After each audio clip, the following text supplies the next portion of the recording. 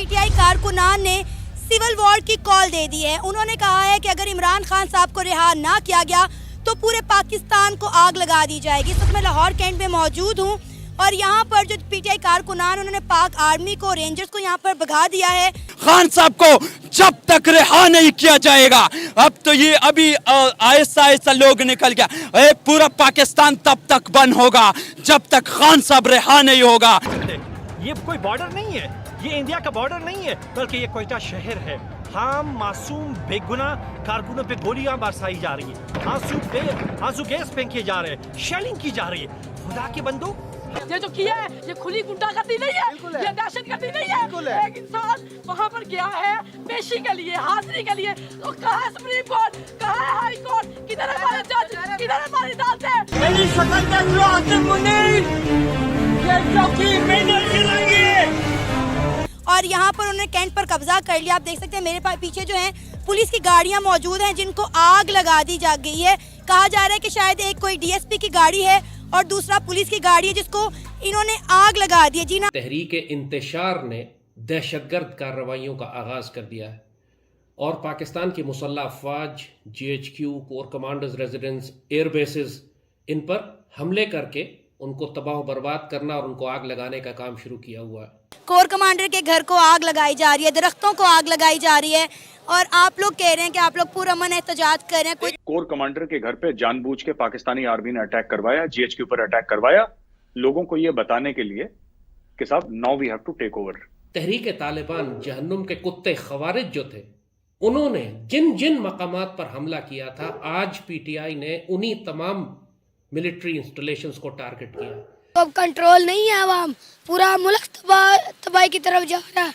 अब देखना इनके घरों में से निकाल के हम इनको मारेंगे, इनको बताएंगे कि कैसे शेलिंग की जाती है, कैसे लाठी चलाई जाती है।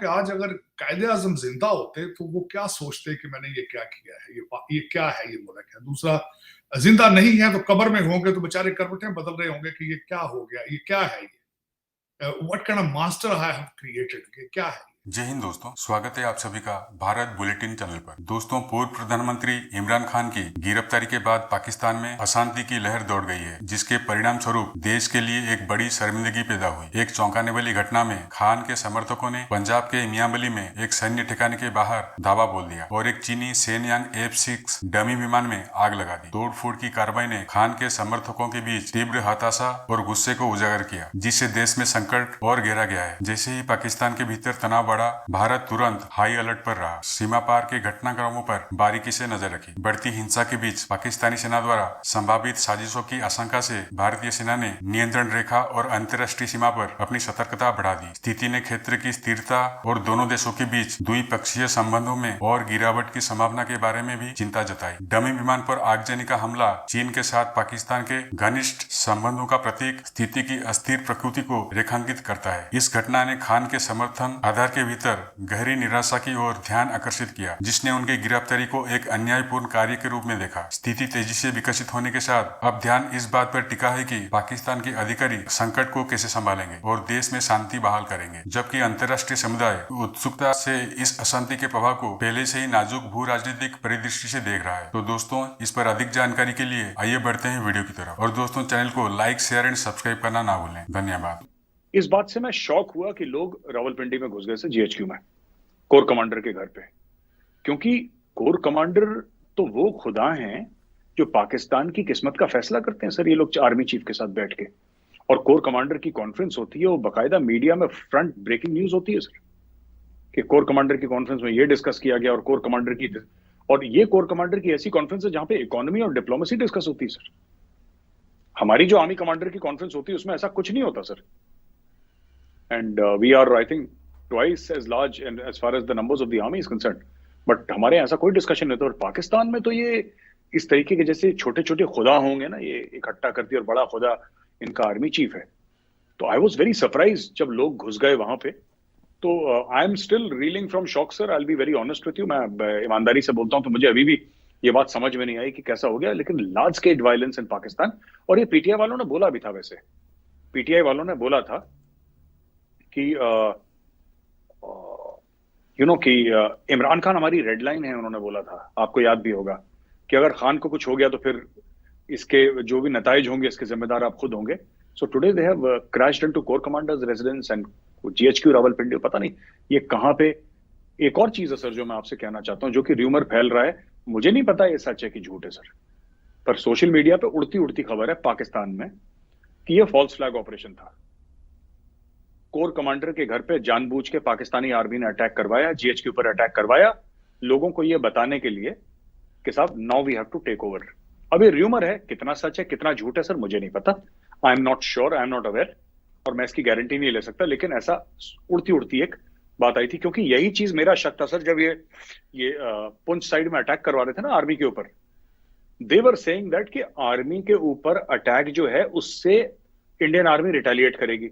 इंडियन आर्मी रिटेलिएट करेगी तो फिर हम ये बोल सकते हैं कि G20 के लिए कश्मीर सेफ नहीं है. और उससे भी बड़ा जो पाकिस्तान में मसला है इलेक्शंस का, कि हम कह सकते हैं यार तुम इलेक्शन कर रहे हो, वहां पे इंडिया हमारे ऊपर अटैक कर रहा है, India is attacking us and you are talking about elections. तो इलेक्शंस मुलतवी कर दिए जाएं, पोस्टपोन कर दिए जाएं इंडेफिनेटली.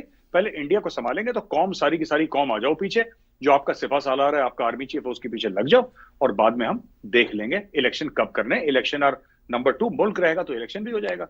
हिंदू हमें खा जाएगा, इंडिया हमें खा जाएगा, निकल जाएगा, ये सब स्टोरी. अब यहां से इंडिया ने कुछ करा नहीं, और इंडिया करेगा सर, लेकिन आराम से. अभी नहीं करेगा इंडिया. इसका भी हिसाब होगा. जो हमारे 10-11 भाई गए ना, 10 भाई हमारे गए हैं, 10 ब्रदर्स आर लॉस्ट, इनका भी हिसाब होगा सर. लेकिन now is not the time, we will do it at a time and place of our choosing. ये जो बात हुई है, जब इनको यहां से कुछ नहीं मिला सर, इनको एससीओ से कुछ नहीं मिला, यू नो देवर होप, कुछ होप था, जब कुछ नहीं मिला. सो ये सारी चीजें कल्मिनेट करी सर. और डीजीसी को, इमरान खान को लगातार ये कहना कि भाई ये मुझे जनरल फैजल है, ये मुझे मर्डर कर रहा है और मुझे कत्ल करना चाहता है और ये करना चाहता है वो करना चाहता है. तो कहीं ना कहीं मुझे लगा कि 2+2 = 4 हो गया. एंड कोई ट्रिगर पुश ऐसा हुआ है सर कि वो इस्लामाबाद कोर्ट के अंदर घुसे हैं और वहां से खान को उठा के ले गए. चीमा साहब, सबसे पहले मैं सोचता हूँ कि आज अगर कायदे आजम जिंदा होते तो वो क्या सोचते कि मैंने ये क्या किया है, ये क्या है, ये मुल्क है. दूसरा, जिंदा नहीं है तो कब्र में होंगे तो बेचारे करवटें बदल रहे होंगे कि ये क्या हो गया, ये क्या है, ये what kind of master I have created, कि क्या है.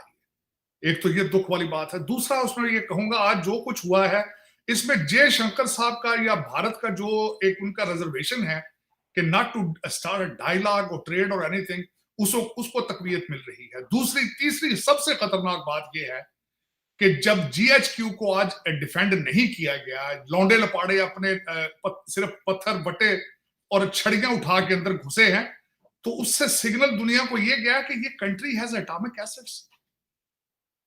ये क्या, इसी तरह एटॉमिक एसेट्स पे भी लौंडे लपाड़े लेकर आपके उन्हीं दफातर में घुस जाएंगे, उन लेबोरेटरीज में घुस जाएंगे जहां पे आपके एटॉमिक एसेट्स हैं. ये सिग्नल दे रहे हैं. आपने दुनिया को ये तो प्रूव कर दिया है कि we are not non working nation, we are not workable country. अभी आज से 3 दिन पहले चाइना का फॉरेन मिनिस्टर आपकी मिन्नतें करके गया है यहाँ पे कि खुदारा कुछ रहम करो हमारे ऊपर, हमारे साथ इतना जुल्म ना करो. लेकिन यू हैव प्रूवन योरसेल्फ कि you are not worth talking. आज मेरा मुल्क जो है, मेरी मादरे मिलत मजीद आइसोलेशन में चली गई है. दूसरा सबसे बड़ा खतरा इस बात का जो आज मोडीज ने आपको कहा है कि आप आईएमएफ के लोन के बगैर बैंकरप्ट हो जाएंगे, और मेरा ख्याल है बैंकरप्ट तो आप पहले भी हो ही चुके हैं, लेकिन जून 30 को आपकी बहुत बड़ी किस्त आ रही है. 4.5 बिलियन आपके इस वक्त एसेट है और एक बहुत बड़ी किस्त आ रही है. उसके बाद अगर आईएमएफ आपका बाजू नहीं पकड़ता और सिर्फ एक ऑप्शन बचेगा वो चाइना का, लेकिन चाइना भी किस हद तक जाएगा, आपने उनको मजबूर कर दिया है. आज मैं समझता हूं, जो अब खान साहब पे बात करते हैं, खान साहब के बारे में बिल्कुल आपने बिल्कुल सही फरमाया. खान साहब ये चाहते थे. आज खान साहब ने एस्टेब्लिशमेंट या इदारों को इतना मजबूर कर दिया था. बार बार जब खान साहब पहले डर्टी हैरी से उतर के मैंने कहा था कि उन्होंने अब ग्लव्स उतार दिए हैं. ग्लव्स उतारने का मकसद उनका यही था क्योंकि एस्टेब्लिशमेंट उनसे बातें नहीं कर रही थी. इमरान खान साहब की बिल्कुल इस वक्त पोजीशन ये है कि एक बिगड़ा हुआ बच्चा जिसका बाप उसको गोद ना उठा रहा हो तो बार बार उसकी शलवार या थ्रोन को खींचता है कि मुझे गोद में उठाओ डैडी, मुझे गोद में उठाओ, मुझे दूसरे बच्चे मारते हैं. तो आज वो अपने बाप की गोद में जाने के लिए इस बेतरफी इतना तड़प रहा है. और बिल्कुल यही है, उनको डायलॉग चाहिए था एस्टेब्लिशमेंट के साथ. वो कहते थे मुझसे बात करो, मेरे साथ बात करो.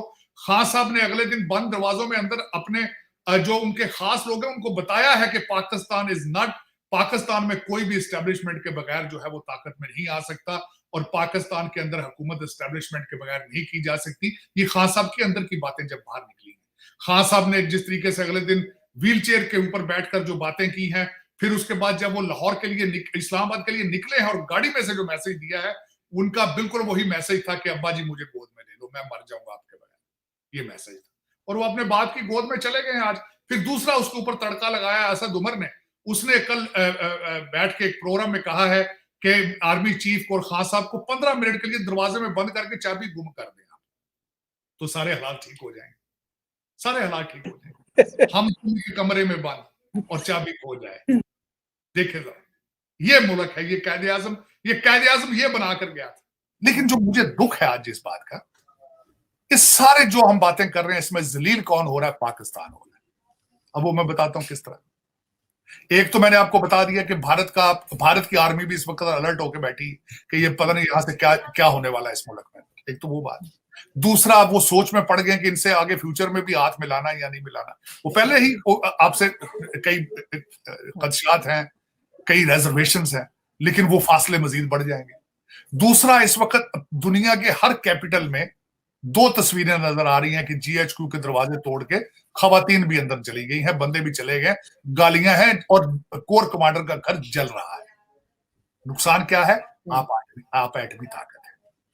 और सर वहां से मोर उठा के ले गए, उनका खाना फ्रिज में से निकाल के ले गए, फ्रूट्स खा रहे हैं खड़े हुए, गाड़ियां जलाई हैं इन्होंने और ATM भी तोड़ा है, ATM भी कहीं तोड़ा है कराची वगैरह में। और वो ये आपने देखा है कभी कि दुनिया इस वक्त कितनी परेशान होगी कि ये उस मुल्क के हालात हैं जिनके पास जो एटॉमिक पावर है, जो एटॉमिक पावर। अभी 58 बिलियन का लॉलीपॉप आपको आपके मसाइद चाइनीज देकर गए हैं। आज वो क्या सोच रहे होंगे ये किस किस्म की कौम से पाला पड़ गया। जरा सोचें कि आज आपकी पहले ही रिप्यूट नहीं है आपकी, कोई रिप्यूट नहीं है। आपके पाकिस्तानी पासपोर्ट को सारे जहाज में से दुनिया निकल जाती है, आपको बिठा लेते हैं वो हर एयरपोर्ट पे। आज के बाद आप देखें आपके मजीद हालात क्या बनेंगे।